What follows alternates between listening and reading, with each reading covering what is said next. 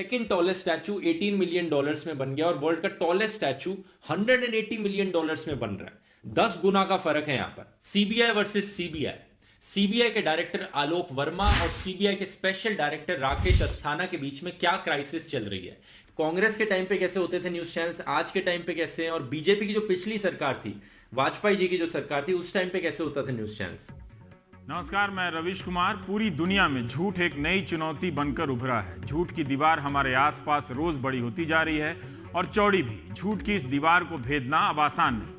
WhatsApp university के जरिए रोजाना कई प्रकार के झूठ आप तक पहुंच रहे हैं। आप उन्हें विश्वास भी कर रहे हैं। उन पर धर्म, देश, रंग, जाति, व्यक्ति, योजना से लेकर इतिहास तक पर झूठ की नई परतें जमाई जा रही हैं। अब तो आलम यह है कि कहीं दुनिया के किसी भी देश में चुनाव होता है तो इस झूठ को पकड़ने के लिए नागरिकों और पत्रकारों का समूह अलग अपने तरफ से सक्रिय हो जाता है। फिर भी राजनीतिक दलों ने झूठ को फैलाने का तंत्र अब इतना बड़ा कर लिया है कि यह तभी चेक होगा जब मुख्य धारा का मीडिया इसे एक्सपोज करेगा। मगर मुख्य धारा का मीडिया, खासकर भारत में देखिए तो ऐसा नहीं कर पाता है, बल्कि वह भी झूठ के इस तंत्र को बड़ा ही कर रहा है। बिना तथ्यों की जांच किए बयानों को छाप रहा है। सिर्फ बयान ही बयान छप रहे हैं, उन्हें मान्यता दिया जा रहा है। नोटबंदी पर ही देखिए कि हिंदी के कई बड़े अखबारों ने कैसे छापा है। एक तरफ वित्त मंत्री जेटली का बयान है, दूसरी तरफ राहुल गांधी के बयान को अगल बगल में छाप दिया गया और जनता पर छोड़ दिया गया है कि आप तय कर लें। जबकि मीडिया का एक तीसरा काम भी है कि वह खुद भी तथ्यों का पता लगाए और दोनों पक्षों के, खासकर सरकार के द्वारा किए जा रहे दावों पर सवाल खड़ा करे। झूठ के इस फैलते साम्राज्य ने पाठक होने और दर्शक होने की भूमिका बदल दी है।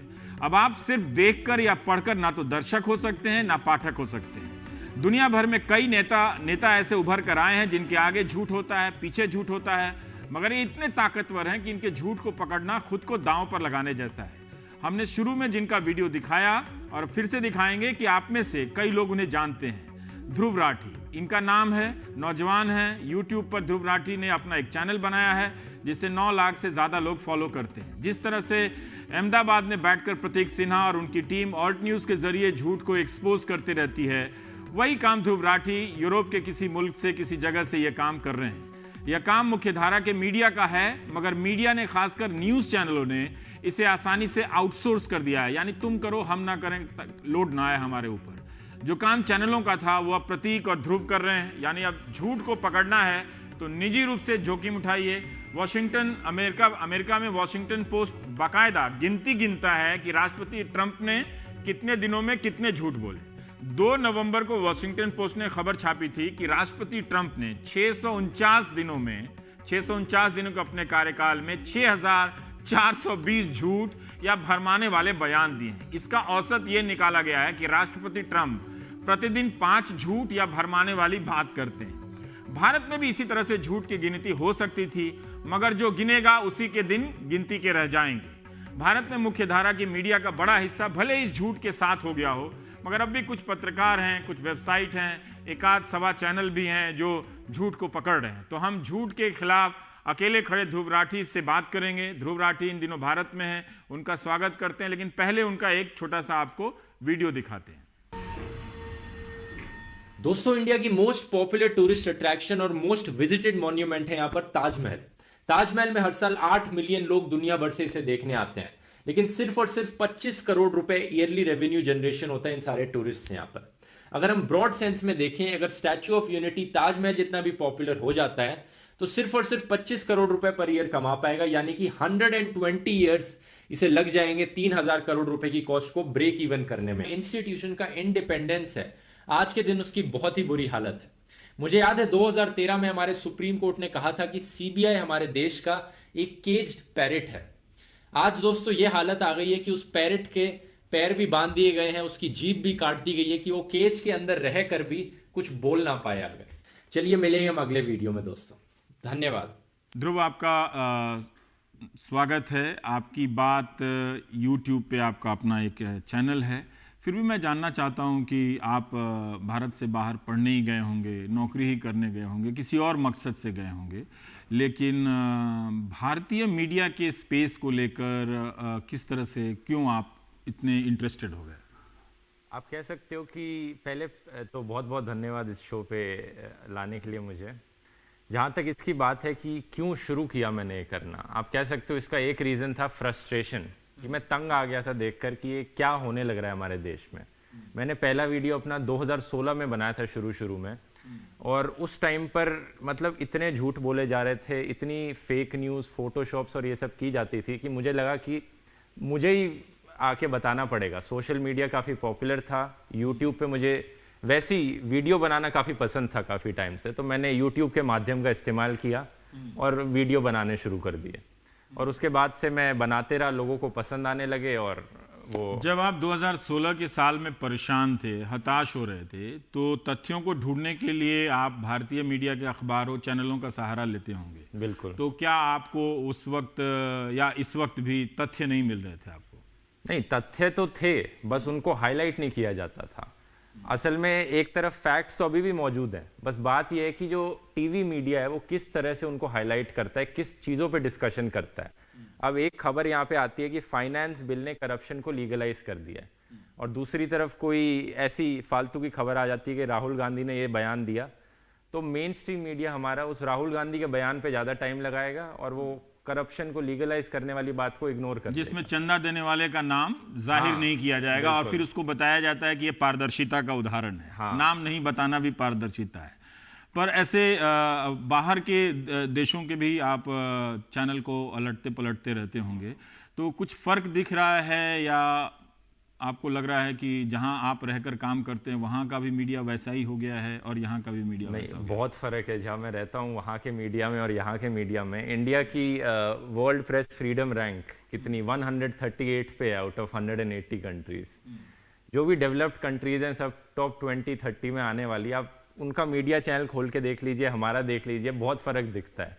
मैंने वहाँ पे रहने वाले कुछ लोगों को हमारे एक बड़े फेमस जर्नलिस्ट की कुछ वीडियोस दिखाए थे, वो हंस हंस के पागल हो गए थे देखकर कि ये क्या चल रहा है, मतलब कोई एंटरटेनमेंट शो चल रहा है कि कॉमेडी शो चल रहा है, ये जर्नलिस्ट का वो चल रहा है।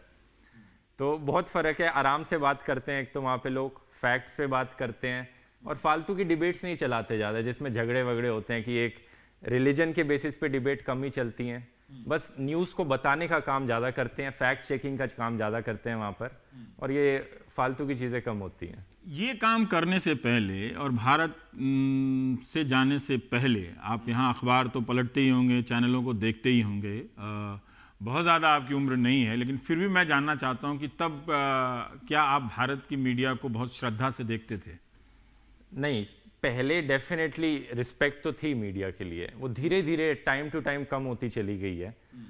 एक टाइम था जब एक्चुअली जब मैं 7th-8th क्लास में होऊंगा 2007-6-7 के अराउंड, तब मीडिया की बहुत रिस्पेक्ट थी इंडिया में। मतलब ऊपर करके देखा जाता था, अच्छा टीवी में आ गए तो कोई बड़ी चीज़ हो गई है, टीवी में आ रहे हैं तो वहाँ पर।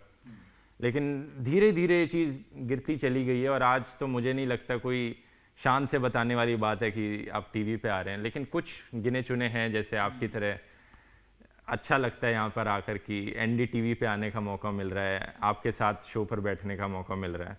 लेकिन यही चीज़ अगर और बाकी मेन स्ट्रीम मीडिया के साथ अगर होती तो मैं नहीं कह सकता कि ये लगेगा मुझे। पर अगर आप इसका मतलब ये है कि आपने ठीक ठाक इन चैनलों को देख लिया होगा। अगर आप इसको श्रेणीबद्ध करें, कैटेगराइज करें हमारे दर्शकों की जागरूकता के लिए भी, जैसा कि मैंने कहा कि अब सिर्फ दर्शक होने से काम नहीं चलेगा कि रिमोट खरीद लिया और बदल दिया कोई भी चैनल। जहाँ तक मैं देखता हूँ कि कोई भी चैनल आप बदलिए आपको कंटेंट वही दिखता है, तो अब रिमोट भी यूजलेस हो गया, उसका कोई महत्व नहीं रह गया है। लेकिन फिर भी पाठक होना और दर्शक होना, अब ये दोनों की भूमिका, पुरानी भूमिका समाप्त होती है।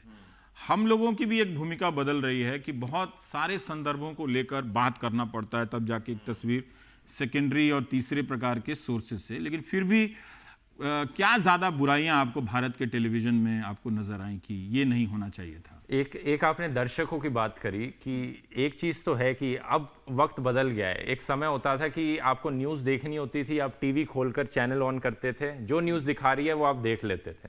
लेकिन अब ये टाइम नहीं रहा है, क्योंकि अब इतने तरह से एक न्यूज़ को दिखाया जाता है। एक हमारा राइट विंग पर्सपेक्टिव हो गया, एक लेफ्ट विंग पर्सपेक्टिव हो गया, तो अब दर्शकों को दोनों तरफ देखने ज़्यादा ज़रूरी हो गए हैं, दोनों पहलू एक खबर के वहाँ पर। तो ये दर्शक की रिस्पॉन्सिबिलिटी बनती है कि वो खोल के दोनों साइड देखे कि इस तरफ से क्या बोला जा रहा है, उस तरफ से क्या बोला जा रहा है, इस तरफ के क्या फैक्ट्स प्रेजेंट किए जा रहे हैं, उस तरफ के क्या फैक्ट्स प्रेजेंट किए जा रहे हैं। ये पहले करने की ज़रूरत नहीं पड़ती थी, तो डेफिनेटली अब ये करना चाहिए लोगों को। जो रिलीजियस धार्मिक मुद्दों पर जो डिबेट होते हैं वहाँ भी हमने पढ़ा है कि जैसे अमेरिका में देखिए तो एक तरह की एक वाइट सुप्रीमेसी की बात आ रही है, रंगभेद एक नए तरीके से उभर रहा है। और वो नफ़रत सिर्फ पहले ये लग रहा था कि अश्वेत के ख़िलाफ़ है नफ़रत, या इमिग्रेंट्स के ख़िलाफ़ है, या मुसलमान के ख़िलाफ़ है, लेकिन अभी एक सिनेगॉग में अमेरिका में यहूदी परिवारों को भी मार दिया गया। तो वो नफ़रत जो बनाई गई है वो किसी के भी ख़िलाफ़ है। पर मैं थोड़ा सा ये जानना चाहता हूँ कि भले वहाँ के टेलीविज़न में नहीं हो, पर वहाँ की पॉलिटिक्स में तो होगी ये बात, तभी जिस तरह से यहाँ की पॉलिटिक्स में है। इस चीज़ को आप कह सकते हो एक बबल्स कह सकते हो, इन्हें कहा जाता है कि ये पूरी दुनिया भर में दिख रहा है कि ये फॉर्म होने लग गए हैं। आप अपने कुछ आर्ग्यूमेंट्स बोलते हो, और क्योंकि सोशल मीडिया एक ऐसी चीज़ है जो आप देखना चाहते हो वही दिखाता है। तो अगर आप एक आर्ग्यूमेंट को मतलब फेवर में हो, उसी की चीज़ें लाइक करते हो, तो सोशल मीडिया वही चीज़ दोबारा दिखाता है। तो एक तरह से बबल फॉर्म हो जाता है, आप उन्हीं लोगों को देखते हो, फॉलो करते हो जो आपके ओपिनियन से पहले से ही एग्री करते हैं। ये पहले नहीं हुआ करता था।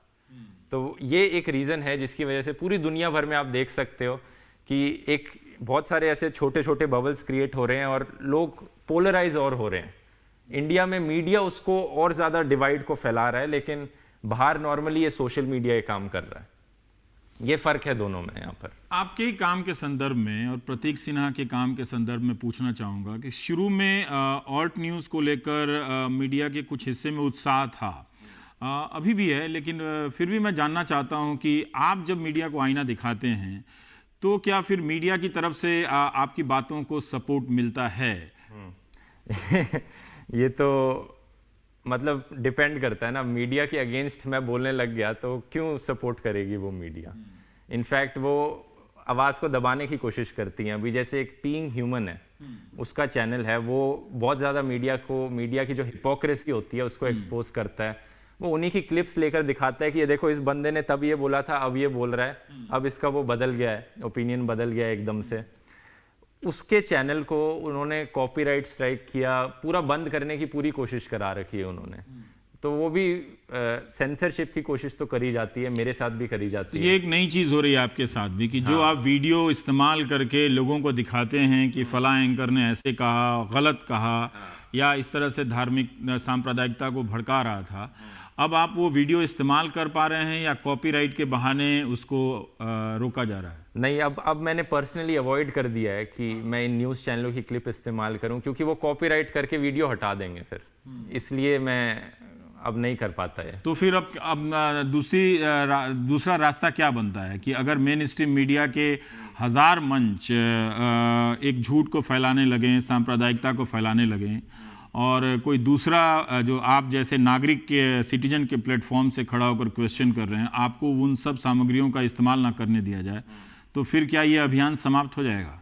नहीं, ये तो बिल्कुल नहीं होगा। ऑफिशियली अगर मैं पर्सनली कहूँ तो अपने चैनल पे नहीं डाल सकता, लेकिन लोगों तक बात पहुंचाने के और भी तरीके हैं। लोगों को मैं वीडियो दिखाऊंगा, लोगों को बोलूंगा तुम इस वीडियो को फैलाओ आगे, तो कितनों की आवाज़ दबाने की बंद करेंगे? ऐसे ये हो नहीं सकता। आपके साथ जो लोग आते हैं, जो लोग जुड़ते हैं, वो लोग भी आप ही की तरह बनते चले जाते हैं कि ये समझ पाते हैं कि हाँ ये काम करना चाहिए? हाँ, बहुत लोग हैं जिन्होंने इंस्पिरेशन लिए, जो मैं कर रहा हूँ वही चीज़ करने की कोशिश करी, और मैं उनकी मदद भी करने की कोशिश करता हूँ, क्योंकि बहुत लोगों की ज़रूरत है हमें देश में ऐसे जो उठकर आवाज़ उठाएं और क्रिटिसाइज करें, जो काम मीडिया नहीं कर पा रहा है उसको। तो आप खुद को, अपने आप को कैसे देखते हैं? एक पत्रकार के रूप में देखते हैं, मीडिया संस्थान के रूप में देखते हैं? मैं कहूँगा मैं खुद को एक यूट्यूबर के फॉर्म में पहले देखता हूँ, क्योंकि एक आर्ट के फॉर्म में ज़्यादा देखता हूँ इससे।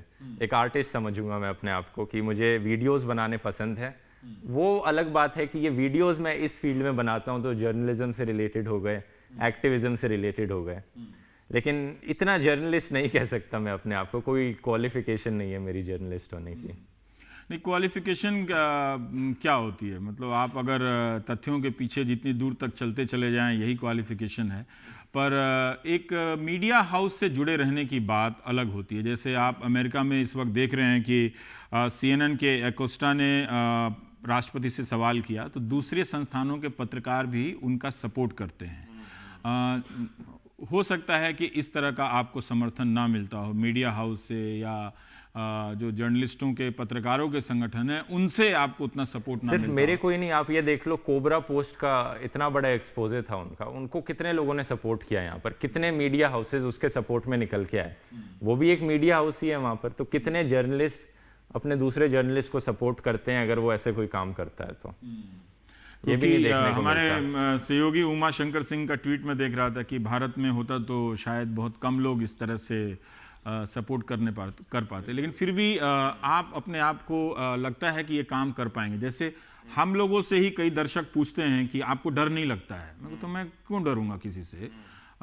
फिर उनके अंदर ये बात होती है कि यार बोलने में एक खतरा है, तो क्या आप उस खतरे को सेंस करते हैं? नहीं, ये तो एक माहौल बनाया गया है, ये इनकी जो ट्रोल आर्मी है ये गालियां देती है, कमेंट्स में ये गालियां देगी, ये धमकी देगी वहां पर, लेकिन उनका तरीका है ये सेंसरशिप करने का। हालांकि कुछ हद तक ये सही भी बैठता है, वो जो एक्चुअली में जब कुछ हो जाता है अनफॉर्चुनेट, लेकिन ज़्यादातर टाइम ये क्या बोलूँ, सिर्फ बोलते ज़्यादा हैं, ये कुछ करते नहीं है। तो आपने इस भूमिका में आने के लिए अपनी तैयारी भी की कि कैसे बोलना है, क्या करना, कितना घंटा लगाता है? जैसे हम लोग तो पूरा दिन रात सुबह शाम निकल जाता है इसमें। तैयारी तो मेरी एक्चुअली में कुछ नहीं हुई है। मैंने जब पहला वीडियो बनाया था, आप पहले वीडियो को देखेंगे और आज के वीडियो को देखेंगे तो उसमें ज़मीन आसमान का फ़र्क है। मैं धीरे धीरे जैसे जैसे वीडियो बनाता गया खुद ही सीखता गया कि नहीं ऐसे बोलना चाहिए मुझे, इसको ऐसे प्रेजेंट करना चाहिए। मेरे को बोलना भी ढंग से नहीं आता था, आप उस वीडियो में देखेंगे तो खुद ही सीखा हूँ, जैसे जैसे काम करता गया सीखता गया और आज ही हो गया। मैं ये सवाल आपसे इसलिए पूछा कि मैं चाहता हूं कि जो नौजवान हैं, जो पत्रकार हैं, जिनको नहीं मौका मिलता, वो भी अपने तरह से इस तरह से अपने आप को संवारें, तथ्यों को देखें। पर काफ़ी वक्त लगता होगा आपको किसी टॉपिक पे रिसर्च करने में, और फिर उसको वीडियो एडिटिंग खुद करते हैं या आपकी कोई टीम है? नहीं, मेरी कोई टीम नहीं है, मैं सभी काम खुद करता हूँ, रिसर्च भी खुद करता हूँ, एडिटिंग भी करता हूँ, और करीब करीब आप कह सकते हो 22 से 24 घंटे लग जाते हैं एक वीडियो को रिसर्च, एडिटिंग और रिलीज करने में।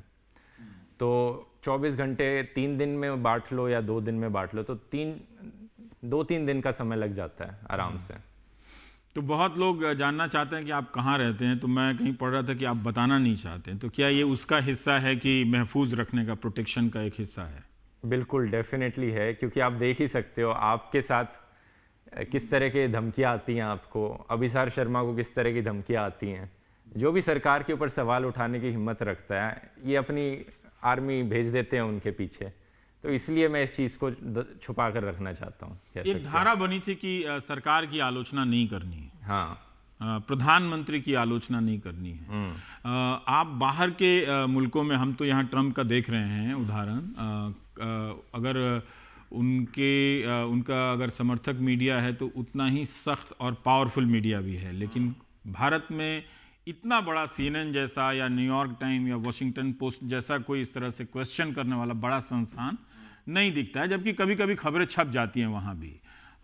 लेकिन बाकी और देशों में, अमेरिका के इतर, मैं ये जानना चाहता हूँ कि ये जो झूठ का साम्राज्य फैल रहा है, सरकारें मीडिया पे ज़्यादा नियंत्रण कर रही हैं, मीडिया किस तरह से फाइट बैक कर रहा है?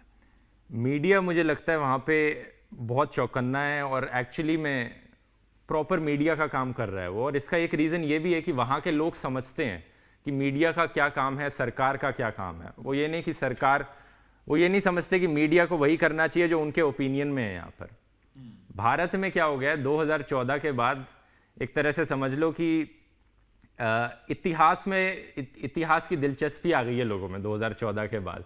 लोगों को आज के टाइम पे ये फर्क नहीं पड़ता कि आज क्या हो रहा है। लोग चाहते हैं कि जब मैं भी वीडियो बनाता हूँ, कुछ लोग ऐसे हैं जो सवाल करेंगे कि तू 60 साल के क्यों नहीं बोलता, तू ये क्यों नहीं बोलता कांग्रेस के टाइम पे क्या हुआ था। भाई मतलब मैं 7वीं 8वीं क्लास में था जब कांग्रेस की सरकार थी, और एक्सपेक्ट करते हैं आज मुझसे कि आज की बात पर ना बोलूं, कितना पोल्यूशन आ गया है यहाँ पे, ये स्टैच्यू ऑफ यूनिटी बनाया जा रहा है, लेकिन मैं 10 साल पुराने स्कैम्स के बारे में बात करूं। ऐसा नहीं है, वहाँ के लोग समझते हैं कि आज के मुद्दे क्या हैं, किस पे बात करनी चाहिए मीडिया को, और वही चीज़ मीडिया भी उठाता है यहाँ पे। तो कुछ हद तक तो लोगों को भी सुधरने की ज़रूरत है यहाँ पर, लोग भी जाने कि क्या काम मीडिया का है, क्या उन्हें करना चाहिए यहाँ पर।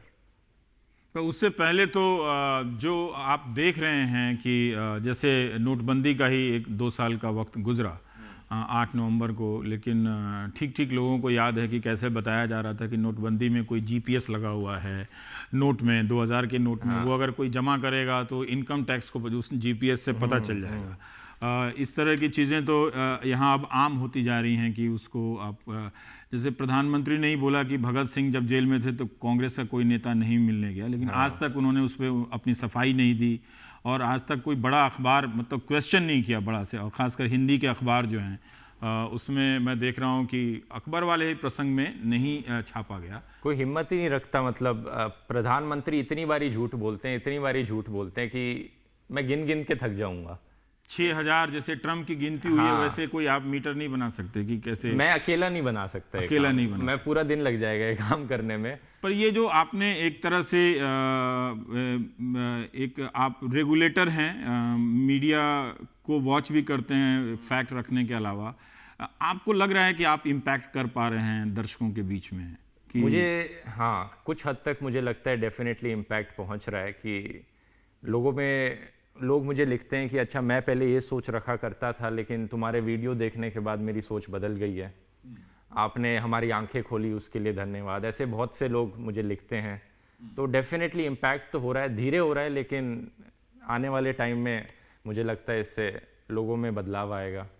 तो अब आपके आसपास सपोर्ट सिस्टम बना है, मतलब लोग इमोशनली सपोर्ट करते हैं, घर वाले, दोस्त, यार की, या फिर अभी भी वो कान में भरते रहते हैं कि मत करो, इतनी बड़ी ताकत है, फर्जी केस में फंसा देंगे, डिफेमेशन केस में फंसा देंगे? नहीं, एक्चुअली सपोर्ट की बात की जाए तो सपोर्ट तो शुरू में ही बहुत मिला था मुझे, तभी मैंने आगे वीडियो बनाने चालू किया। इससे पता चलता है ऐसे बहुत से लोग हैं जो देख सकते हैं कि ये गलत होने लग रहा है, लेकिन वो आवाज़ नहीं उठा पाते हैं। तो मैं एक तरह से हम जरिया बन जाते हैं उनकी आवाज़ का। तो वो लोग बहुत सपोर्ट करते हैं मुझे, और एक्चुअली मैं क्राउड फंडिंग से अपनी डोनेशंस लेता हूँ। तो वहाँ पर भी बहुत 400-500 लोग जुड़े हुए हैं पेट्रियन पे। patreon.com एक यूएस की क्राउड फंडिंग वेबसाइट है वहाँ पर। हाँ, तो वो लोग ज़्यादातर भारतीय हैं या ये आपको पता नहीं है कौन है उसमें? नहीं पता है, ये कुछ भारतीय हैं और कुछ एनआरआईज भी हैं उनमें से। अच्छा, हाँ। तो वो लोग सपोर्ट करते हैं ये समझ के कि एक सही मीडिया होना चाहिए या सही अकाउंटेबिलिटी वाला बोलना चाहिए। एग्जैक्टली। तो ये भी हमारे लोकतंत्र की खूबी है कि लोग ही उसमें से कुछ लोग सपोर्ट करने आ जाते हैं। हाँ। कि हाँ ठीक है, इस रास्ते को सपोर्ट किया जा सकता है।